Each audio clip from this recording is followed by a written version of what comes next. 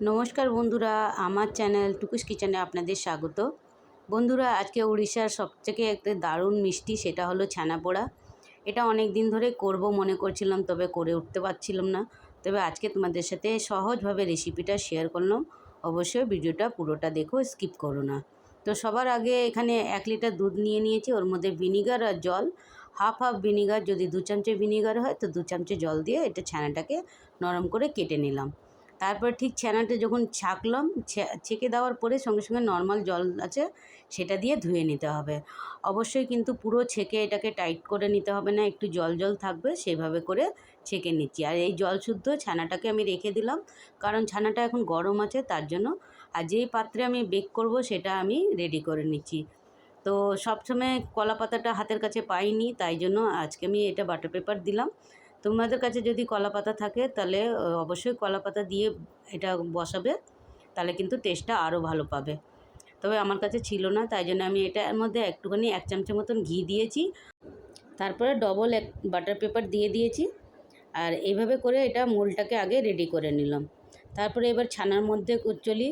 যদি 1 লিটার ছানা থাকে তাহলে এর মধ্যে 4 চামচের মতন পড়বে সুজি, আর ঠিক হাফ কাপের মতন পড়বে চিনি। অবশ্যই মাপগুলো তোমরা করবে, তা দেখবে এভাবে পারফেক্ট হবে। আর 1 টেবিল স্পুন নিয়েছি ঘি, আর একটু চিমটি কেটে নিয়েছি নুন দিয়ে। আর কিছু না বন্ধুরা, এটাকে ভালো করে আলতো হাতে এটাকে মিক্স করে নিতে হবে। তারপরে এর মধ্যে একটু এলাচ গুঁড়ো করে দিয়ে দিয়েছি, এটা একদম ফ্রেশ এলাচ এটা। আর ব্যাস মিক্স করে নেওয়ার পরে এভাবে পাত্রের মধ্যে এটাকে ঢেলে দিয়ে সুন্দর করে সমান করে ভালো করে একটুখানি ক্লিন করে নিতে হবে। এভাবে করে নিয়ে আর একটা গামলা আমি এখানে প্রিহিট করতে রেখে দিয়েছিলাম, যেটা আগের থেকে। আর এটা অবশ্যই করো কিন্তু বন্ধুরা, যেভাবে কেক বেক করে।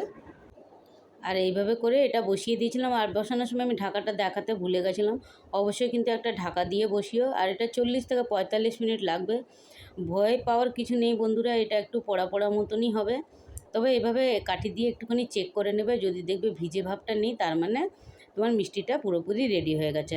তো পাত্রটা একটু গরম লাগছিল, তারপরে তোমাদের সাথে শেয়ার করছি বলে একটু গরম গরম করেছি। একটু ঠান্ডা হয়ে গেলে এটা পেপারটা ইজিলি উঠে যায়, তবে আমি তাড়াহুড়ো করেছি বলে একটুখানি খাবলে গেছে। তবে বন্ধুরা, রেসিপিটা অবশ্যই কিন্তু তোমরা একবার হলেও এইভাবে করে দেখো, আর করে কেমন লাগলো কমেন্ট করতে কিন্তু ভুলো না। আমি এটা প্রথমবার বানিয়েছি বন্ধুরা, এত টেস্টি হবে সেটা আমি সত্যি বলে বোঝাতে পারবো না।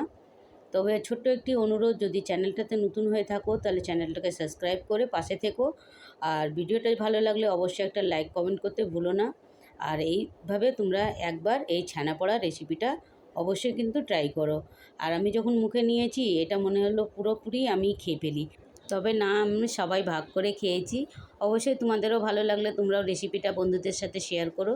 ভিডিওটা দেখার জন্য অনেক অনেক ধন্যবাদ। জয় জগন্নাথ।